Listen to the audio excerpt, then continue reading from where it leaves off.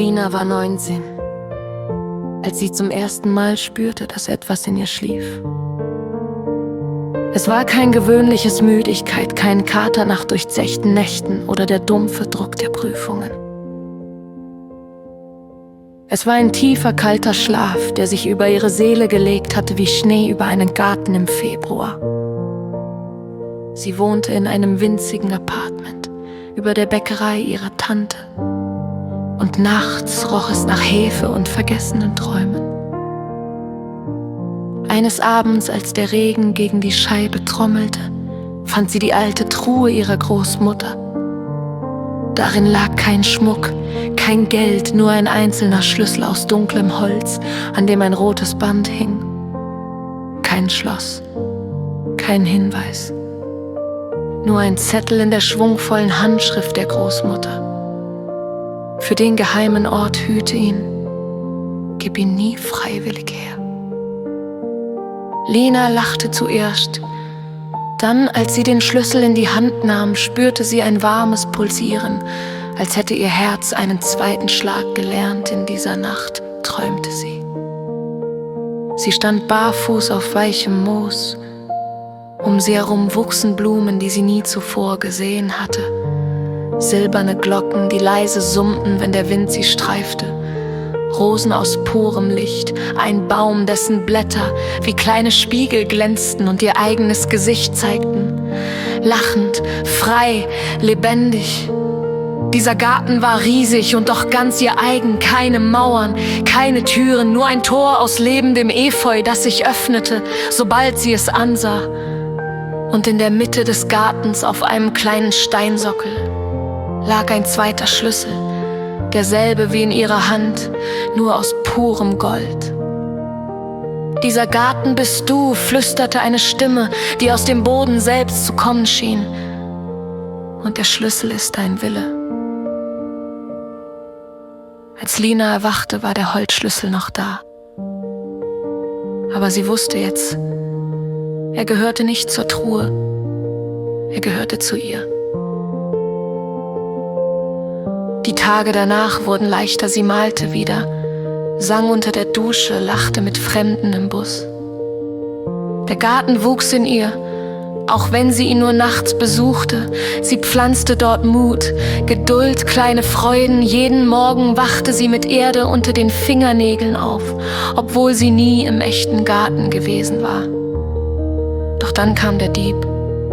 Er hatte kein Gesicht, nur eine Stimme. Samtig, geduldig, allwissend. Er sprach zuerst in ihren Zweifeln. Warum strengt sie sich so an? Niemand sieht doch, was sie malt. Ihr Freund hat sie vergessen wieder. Warum wartet sie noch? Ihre Tante wird alt, wer kümmert sich dann um die Bäckerei? Wer um sie? Die Stimme war überall, im Klingeln des Weckers, im Zischen der Espressomaschine, im Schweigen ihres Handys. Und jedes Mal, wenn Lina wütend wurde, wirklich wütend, mit geballten Fäusten und brennenden Augen, spürte sie, wie der Holzschlüssel in ihrer Tasche schwerer wurde, als wollte er heraus. Eines Nachts explodierte es. Ihr Freund hatte abgesagt. Wieder zu viel Stress, schrieb er. Lina warf das Handy gegen die Wand.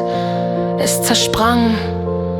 Sie schrie, sie weinte, sie hasste. Und in diesem Moment stand der Dieb vor ihr, im Traum, im Garten. Er war nicht hässlich, er war schön groß, in einem Mantel aus Nacht. Seine Augen waren wie tiefe Seen, in denen man versinken wollte. Gib mir den Schlüssel, sagte er sanft. Nur für einen Moment. Ich zeige dir, wie man zurückschlägt, wie man gewinnt, wie man sie alle zum Schweigen bringt.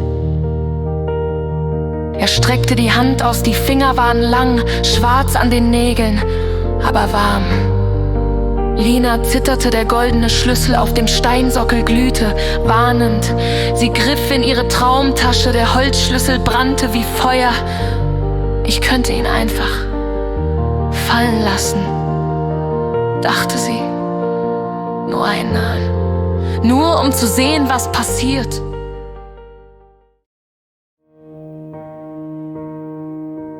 Der Dieb lächelte genau, nur ein kleiner Tausch.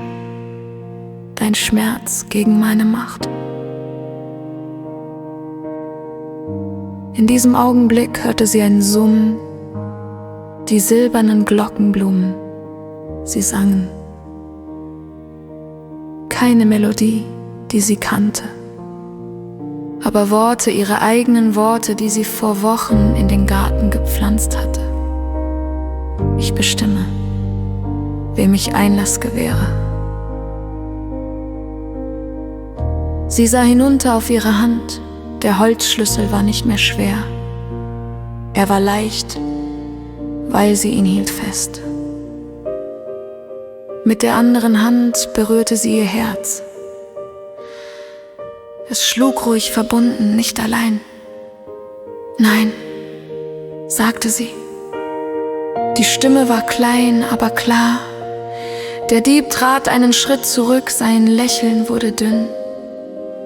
Du wirst es bereuen, zischte er. Ich habe Zeit. Lina hob den goldenen Schlüssel vom Sockel, er war warm, lebendig. Sie ging zum Efeutor, legte beide Schlüssel aneinander. Holz und Gold, sie verschmolzen, wurden eins. Dann schloss sie das Tor von innen. Mit Liebe, mit einem einzigen Wort, das wie ein Siegel klang. Mein. Als sie aufwachte, lag der Schlüssel nicht mehr in ihrer Hand. Er war in ihr, unzerbrechlich. Der Dieb kam noch oft, in Prüfungsangst, in Streit, in Einsamkeit. Aber jedes Mal, wenn die Stimme flüsterte, spürte Lina nur ein sanftes Glühen in der Brust. Der Garten blühte. Und das Tor blieb verschlossen.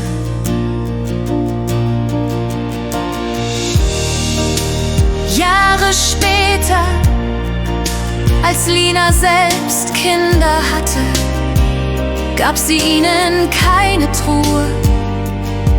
Sie gab ihnen einen Satz: Euer Garten ist in euch und der Schlüssel liegt in eurem Herzen. Hüte ihn, und wenn die Nacht kommt, singt. Manchmal, in stillen Nächten, hört sie die Glockenblumen noch summen. Und sie weiß, der Dieb wartet immer. Aber sie hat aufgehört, ihm zuzuhören. Denn der Garten lebt. Und sie ist wach.